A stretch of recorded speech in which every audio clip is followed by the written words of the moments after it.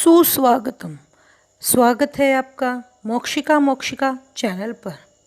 जैसा कि आपने महाभारत के पाठ 15 में पढ़ा था कि किस प्रकार युधिष्ठिर जब राजसूय यज्ञ करने में सफल हो जाते हैं तो इस बात से दुर्योधन को बहुत अधिक चिढ़ मचती है।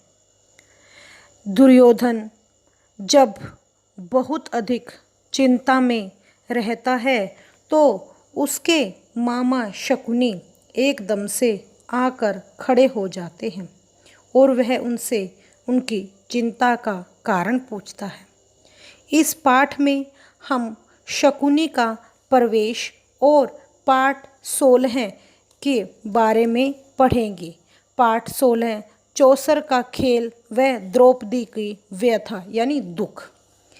एक दिन युधिष्ठिर ने अपने भाइयों से कहा कि हे भाइयों, अब राजसूय यज्ञ अच्छे प्रकार से संपन्न हो जाने पर मैं यह शपथ लेता हूँ कि आज से 13 बरस तक मैं अपने भाइयों या किसी और बंधु को कभी भी बुरा भला नहीं कहूँगा।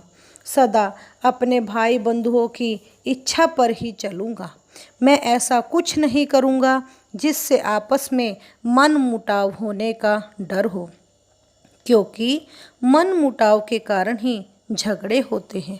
इसलिए मन में क्रोध को एक बार से ही निकाल देना चाहता हूँ। दुर्योधन और दूसरे कौरवों की बात को भी मैं कभी नहीं टालूंगा, हमेशा उनकी इच्छा के अनुसार ही कार्य करूंगा। युधिष्ठिर की ये सब बातें उनके भाइयों को भी ठीक लगी, क्योंकि झगड़े फसाद का कारण वे नहीं बनना चाहते थे।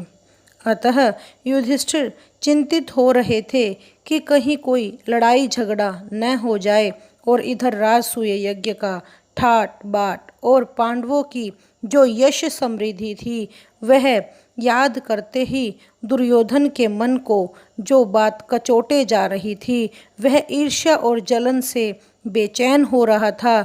दुर्योधन ने देखा कि कितने ही देशों के राजा अब पांडवों के मित्र बन गए हैं। इन सब को याद कर करके वह बहुत दुखी हो रहा था। पांडवों के सौभाग्य की बातें याद करके उसकी जलन को और बढ़ाने लगती थी। अपने महल के एक कोने में वह इसी भांति चिंतित और उदास भाव से खड़ा हुआ था।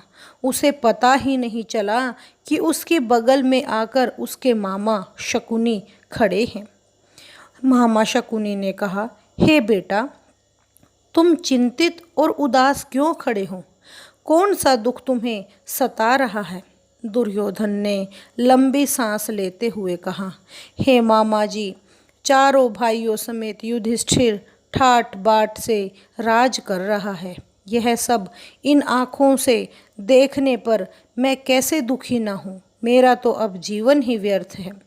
शकुनी दुर्योधन को सांत्वना देते हुए बोला, बेटा दुर्योधन, इस तरह से मन को छोटा मत करो। आखिर पांडव तुम्हारे भाई ही तो हैं। उनके सौभाग्य पर तुम्हें जलन नहीं होनी चाहिए। न्यायपूर्वक जो राजा राज्य करते हैं, यह युधिष्ठिर ने वैसा ही किया है। पांडवों ने किसी का कुछ नहीं बिगाड़ा। जिस पर उनका अधिकार था वही उन्हें मिला है।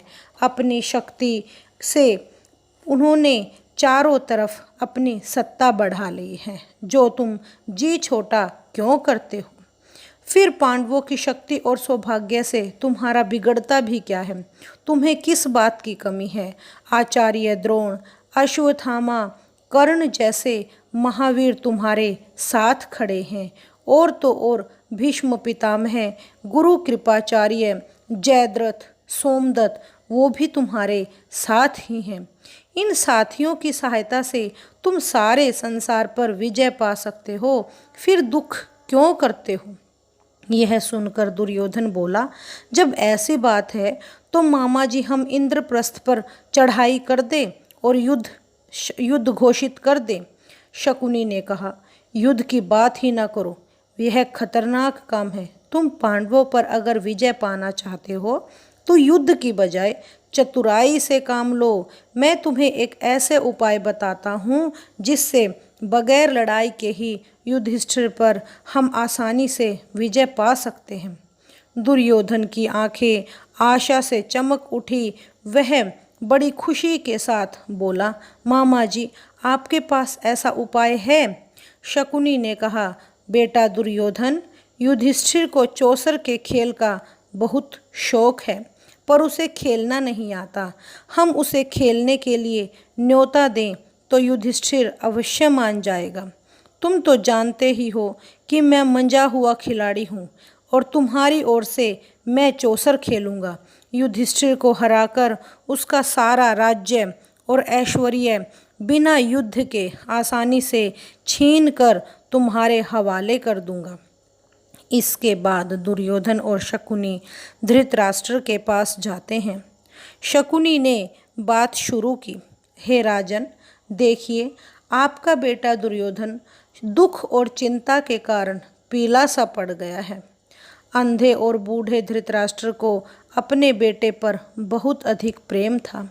शकुनी की बातों से वह सचमुच बहुत चिंतित हो गए। अपने बेटे को उन्होंने छाती से लगा लिया और बोले, बेटा दुर्योधन, मुझे तो कुछ समझ में नहीं आता, तुम्हें किस बात की चिंता है? किस बात का दुख तुम्हें सताए जा रहा है?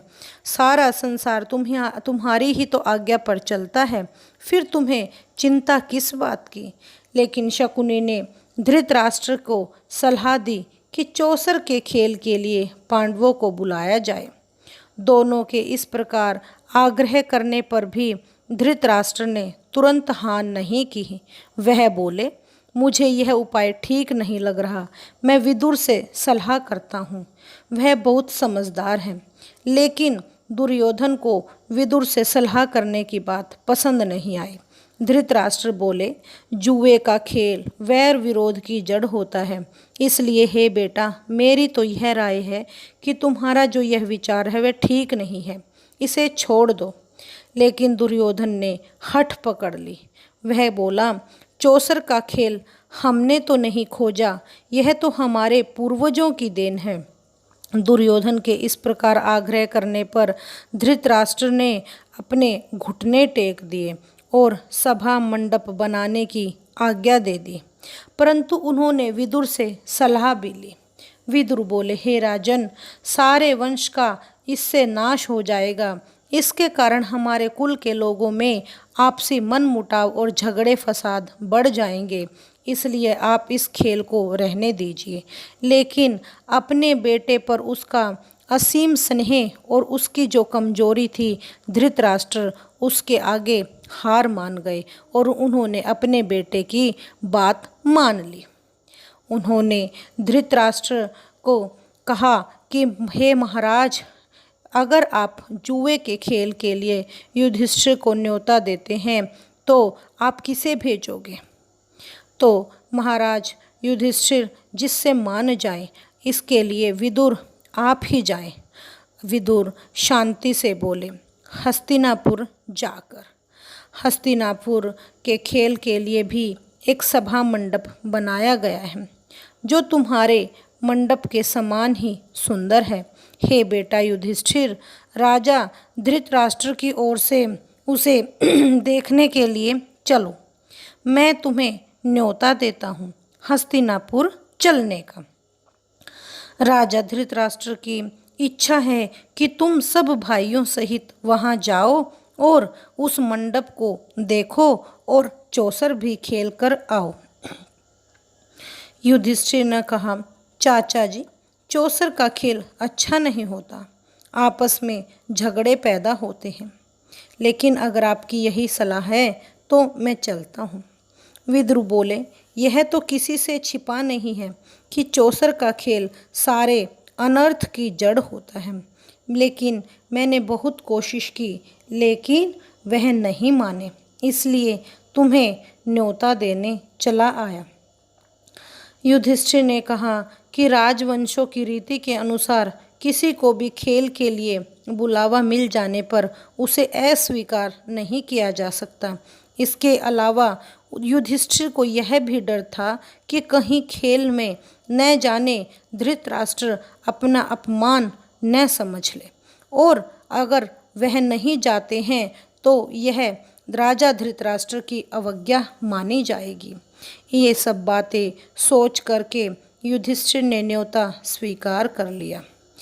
फिर भी विदुर ने उन्हें सचेत भी किया। युधिष्ठिर अपने परिवार के साथ हस्तिनापुर पहुंच जाते हैं। नगर के पास ही उनके लिए एक सुंदर विश्राम गृह बनाया हुआ था। उस विश्राम गृह में उन्होंने आराम किया और अगले दिन सुबह नहा धोकर सभा मंडप में पहुंच गए। सभी समाचार पूछने के बाद शकुनी ने कहा, युधिष्ठिर, खेल के लिए चौपड़ बिछा हुआ है, चलिए खेलते हैं। युधिष्ठिर बोले, हे राजन, यह खेल ठीक नहीं है। बाजी जीत लेना साहस का काम नहीं है। जुआ खेलना धोखे के समान है। आप तो यह सब बातें जानते हैं। वह बोला, आप भी क्या कहते हो महाराज, यह भी कोई धोखे की बात है। हाँ, यह कहिए कि मैं आपके हार जाने का डर से नहीं खेल रहा। युधिष्ठिर एकदम से जोश में आकर बोले, हे राजन, ऐसी बात नहीं है। अगर मुझे खेलने को कहा गया तो मैं ना नहीं करूँगा। आप कहते हैं तो मैं तैयार हूँ। मेरे साथ खेलेगा कौन? दुर्योधन बोले, मेरी जगह खेलेंगे मेरे मामा शकुनी, किंतु दांव पर लगाने के लिए जो भी धन दौलत लगेगी वह मैं दूंगा। युधिष्ठिर बोले, मेरी राय यह है कि किसी एक की जगह दूसरे को नहीं खेलना चाहिए। यह खेल के साधारण नियमों के विरुद्ध है। लेकिन दुर्योधन को ये बातें अच्छी न लगी। उन्होंने दोबारा से फिर युधिष्ठिर को खेलने के लिए उकसाया। उन्होंने कहा कि तुम खेल से डरते हो। युधिष्ठिर ने कहा, ठीक है, कोई बात नहीं, मैं खेलूँगा। और खेल शुरू हो जाता है। सारा मंडप दर्शकों से खचाखच भर जाता है। द्रोण, भीष्म पितामह, कृपाचार्य, विदुर, धृतराष्ट्र जैसे वृद्ध व्यक्ति भी उस सभा में उपस्थित थे। वे रोक नहीं पाए। उनके चेहरों पर उदासी छाई हुई थी। अन्य कौरव राजकुमार बड़े चाव से खेल को देख रहे थे।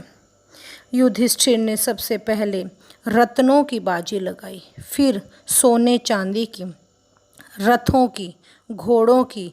इस प्रकार 3 दाव युधिष्ठिर हार गए। शकुनी का पासा मानो उनके इशारों पर चल रहा था। खेल में युधिष्ठिर बारी बारी से अपनी गायें, भेड़, बकरियां, दास, दासी, रथ, घोड़े, सेना, देश, देश की प्रजा सब खो बैठे। भाइयों के शरीर पर जो आभूषण और वस्त्र थे उनकी भी उन्होंने बाजी लगा दी और सब कुछ हारते चले गए। फिर उन्होंने नकुल और सहदेव को भी बाजी में लगा दिया और हार गए। युधिष्ठिर को यह सब कुछ हारता हुआ देखकर शकुनी ने दोबारा फिर उन्हें उकसाया कि क्या आपकी निगाह में भीमसेन और अर्जुन माद्री के बेटों से ज़्यादा मूल्यवान है, तो आप उनकी भी बाजी लगाएंगे नहीं। युधिष्ठिर ने कहा, मूर्ख शकुनी, तुम्हारी यह चाल मालूम होती है कि हम भाइयों के बीच में फूट पड़ जाए। तुम क्या जानो कि हम 5 भाइयों में क्या संबंध है। पराक्रम में जिनका कोई दूसरा प्रतिद्वंदी नहीं है, उस अपने भाई अर्जुन को मैं दांव पर लगाता हूँ। शकुनी यही तो चाहता था और यही हुआ। पासा फेंका और अर्जुन भी हाथ से निकल गया। फिर भीम को उन्होंने दांव पर लगा दिया। दुष्ट आत्मा शकुनी ने तब भी उनका पीछा नहीं छोड़ा और भीम भी हार गए। युधिष्ठिर ने कहा, अब क्या हारोगे? यदि इस बार तुम जीत गए तो मैं खुद अपने आप को जुए पर लगाता हूँ। लो, यह जीता, कहते हुए शकुनी ने पासा फेंका और यह बाजी भी ले गया। अब युधिष्ठिर भी शकुनी और दुर्योधन के पासों की बाजी में अपने आप को हार गया था। इस पर शकुनी ने कहा कि अब तुम्हारे पास क्या बचा है। युधिष्ठिर ने कहा, एक और चीज़ है जो तुमने अभी नहीं हारी है, उसकी भी बाजी लगाता हूँ। तो शकुनी की बातें सुनकर युधिष्ठिर को क्रोध आता है और उन्होंने अपनी पत्नी को भी दांव पर लगा दिया और उसका परिणाम नहीं सोचा। लगाने के बाद वह कहता है कि हाय, यह मैंने क्या कर डाला। युधिष्ठिर की इन बातों पर सारी सभा में एकदम से हाहाकार मच गया। जितने भी वृद्ध लोग बैठे हुए थे उन्होंने धिक्कार है की आवाज़ें लगाई। लोग बोले, छी छी, कैसा घोर पाप है। कुछ ने आंसू बहाए और कुछ लोग परेशानी के मारे पसीने से तरबतर हो गए। दुर्योधन और उसके भाइयों ने भी बड़ा शोर मचाया, परंतु दुर्योधन का भाई युयुत्सु उसने इस पूरे जुए के खेल का एकदम से विरोध किया और ठंडी हाँ भरकर उसने अपना सिर झुका लिया। शकुनी ने पासा फेंक कर कहा, यह लो, यह बाजी भी मेरी हुई। पर फिर क्या था। दुर्योधन ने विदुर को आदेश देते हुए कहा, आप अभी रनिवास यानी रानियों के रहने की जगह पर जाइए और द्रौपदी को यहाँ ले आइए। उससे कहे कि वे जल्दी आए। विदुर बोले, हे मूर्ख बालक दुर्योधन, क्यों मृत्यु को न्योता देने चले हो। अपनी विकट परिस्थितियों का तुम्हें ज्ञान नहीं है। दुर्योधन को यूँ फटकारने के बाद विदुर ने सभी सभासदों की ओर देखा और कहा, अपने को हार जाने के बाद युधिष्ठिर को कोई अधिकार नहीं था कि वह पांचाल राज की बेटी द्रौपदी को दांव पर लगाए।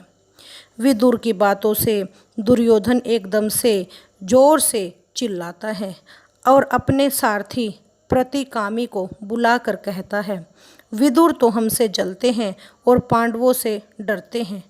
आप ही रनिवास में जाओ और द्रौपदी को बुला कर लाओ।